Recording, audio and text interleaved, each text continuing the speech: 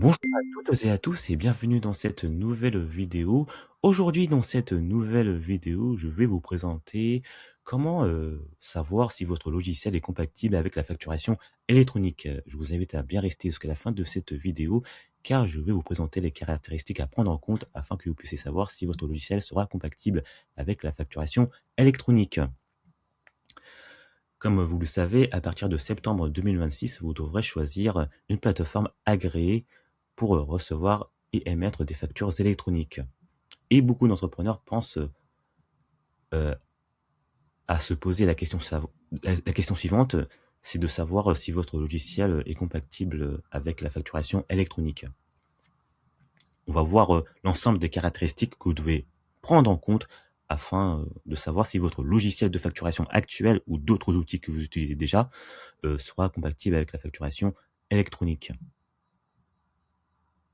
Le piège classique dans lequel tombent de nombreux entrepreneurs est d'avoir bien sûr un logiciel de facturation, c'est-à-dire un outil dédié à la facturation, mais qui ne soit pas conforme aux nouvelles exigences techniques imposées par l'État. De plus, il y a aussi d'autres entrepreneurs qui peuvent recourir à des tableurs Excel pour pour établir des factures. Certes, cette méthode est pratique au quotidien, mais c'est incompatible avec la réforme à venir. Et de plus, d'autres entrepreneurs peuvent même utiliser le logiciel Word ou d'autres outils non reconnus pour faire des factures. Mais ce système est totalement inadapté au système de facturation électronique qui va arriver très bientôt. Ici, il y a une précision à mettre en évidence. La facturation électronique exige que vous choisissiez une plateforme agréée avant le 1er septembre 2026 afin que vous puissiez recevoir dans un premier temps les factures électroniques entre les transactions entre professionnels assujettis à la TVA et établis en France.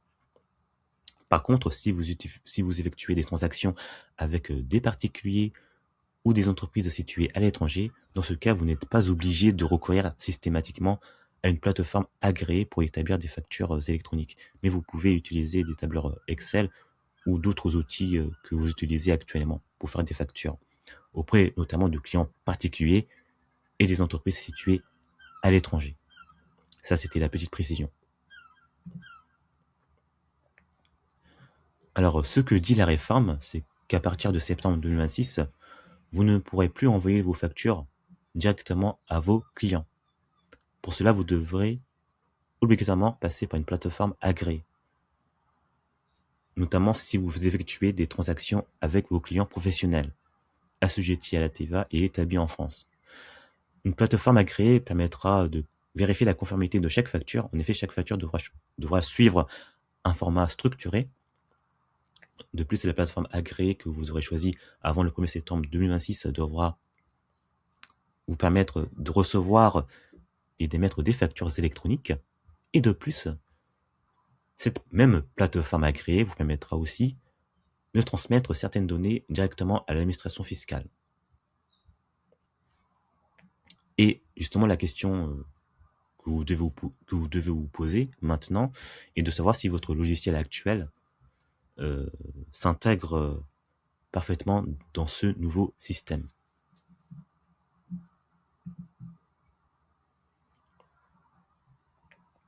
Alors, qu'est-ce qu'un logiciel compatible?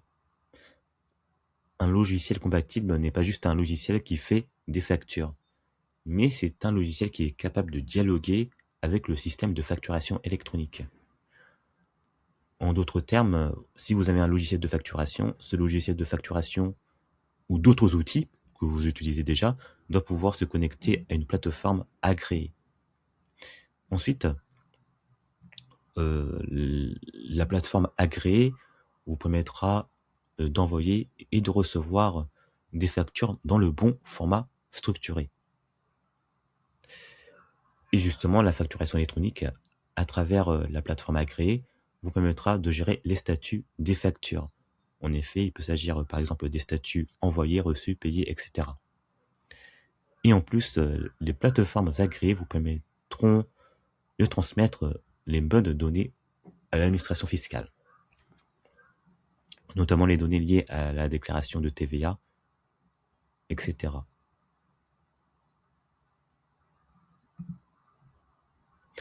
Alors, nous avons 3 cas possibles concernant votre situation actuelle. Peut-être vous êtes dans l'une des situations. Alors, la première situation, c'est que votre logiciel actuel sera compatible avec la facturation électronique. Dans ce cas, vous avez peu de changements à prévoir. Deuxième situation, votre logiciel doit être connecté à une plateforme agréée. Donc, ce cas, il faudra faire une petite configuration. Troisième cas, votre logiciel n'est pas du tout adapté à la facturation électronique. Dans cette situation, il vous faudra migrer vers une solution compatible avec la facturation électronique.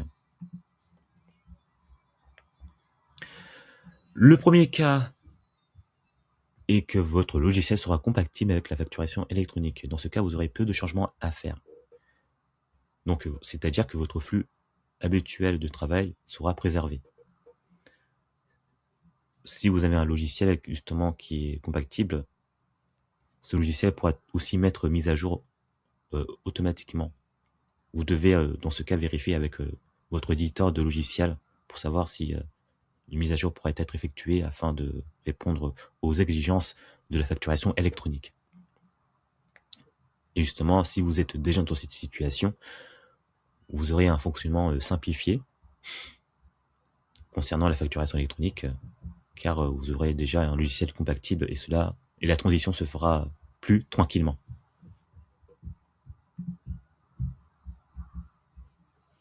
Deuxième cas, votre logiciel de facturation devra être connecté. Alors, vous avez déjà un logiciel. Ce logiciel actuel ne sera pas directement compatible, mais il pourra être relié à une plateforme agréée. Et on va dire que c'est souvent le cas le plus courant. Donc, si vous avez déjà un logiciel, par exemple, de facturation, vous devez configurer une connexion entre ce logiciel et la plateforme agréée que vous aurez choisie. Pour cela, vous devez paramétrer votre logiciel pour qu'il communique avec la plateforme agréée choisie. Et vous pourrez aussi passer par un outil intermédiaire afin que vous puissiez assurer de la compatibilité entre les deux systèmes.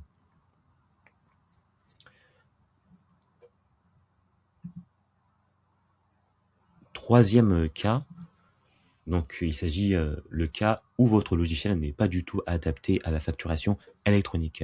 Par exemple, si vous utilisez Excel, Word ou un outil non reconnu, ou un logiciel trop ancien, dans ce cas, il faudra migrer vers une solution compatible. Donc la solution la plus simple est comme pour toutes les entreprises justement, est de choisir une plateforme agréée. Dans ce cas, vous ne serez pas obligé de choisir un autre logiciel en plus de la plateforme agréée, mais au moins vous devez choisir une plateforme agréée.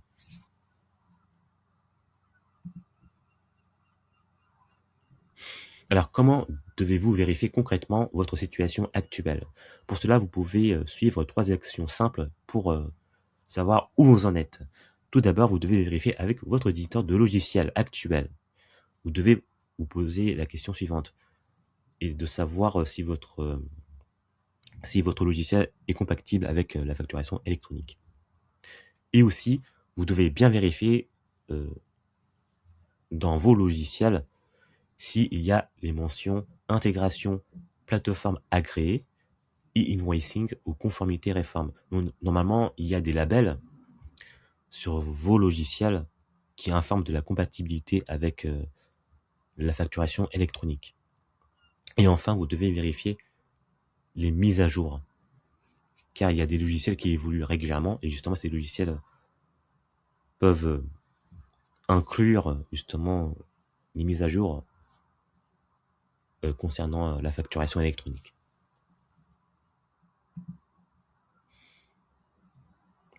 Alors, ce que je vous recommande, c'est de ne pas, surtout pas attendre septembre 2026, mais c'est d'anticiper. Si vous attendez trop longtemps, vous serez pressé, stressé, et vous ferez un mauvais choix dans l'urgence. Et dans ce cas, vous subirez la transition plutôt que d'en tirer le meilleur parti. Alors, ce que vous pouvez faire dès maintenant, c'est de tester des solutions compatibles. Là, il reste encore du temps pour que vous puissiez tester des solutions compatibles avec la facturation électronique. Vous devez aussi vérifier les intégrations possibles entre les différents outils. Et aussi, vous devez préparer votre organisation en amont. Car il ne s'agit pas que d'une réforme technique, mais aussi la facturation électronique va vous demander de revoir votre organisation comptable.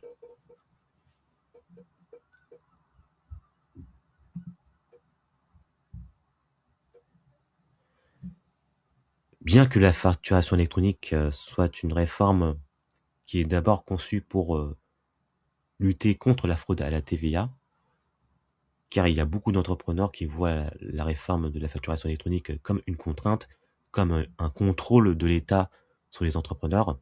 C'est vrai, ça c'est le but premier de la réforme, mais derrière cette réforme, il y a aussi une opportunité cachée pour vous les entrepreneurs. Cette opportunité vous permettra justement d'automatiser votre comptabilité. Cela vous permettra ainsi de gagner du temps. Cela vous permettra aussi de mieux piloter votre activité et cela vous permettra de réduire les erreurs. La facturation électronique vous permettra de digitaliser vos factures, justement. Donc, à partir de là, on peut mettre en place des automatisations. Donc là, c'est l'un des grands avantages de la réforme, bien que la réforme soit conçue de prime abord pour l'État.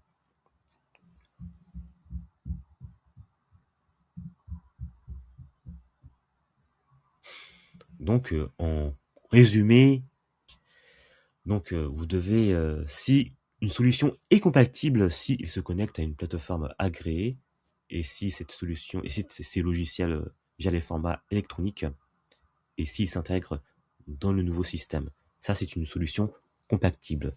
Si la solution n'est pas compatible, dans ce cas, il faudra l'adapter ou le changer avant septembre 2026. Donc, si vous avez des questions, surtout, n'hésitez pas à me les poser dans les commentaires. Et surtout, si vous avez jugé cette vidéo utile, n'hésitez pas à la partager à d'autres entrepreneurs qui pourraient en avoir besoin. Et si ce n'est pas déjà fait, je vous invite à vous abonner à ma chaîne afin que vous puissiez recevoir des notifications concernant mes vidéos sur la gestion, la comptabilité, l'intelligence artificielle et le pilotage efficace de votre activité. Et à très bientôt dans une prochaine vidéo.